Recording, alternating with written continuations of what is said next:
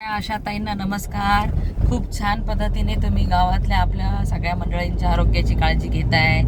टीबीचं सर्वेक्षण सुद्धा घर टू घर आपण चांगल्या पद्धतीने करून घेतलं पाहिजे, जेणेकरून आपल्या गावामध्ये कुणीही टीबीचा पेशंट आढळला नाही पाहिजे. आढळला तर त्याला वेळेच उपचार आपण दिले पाहिजे.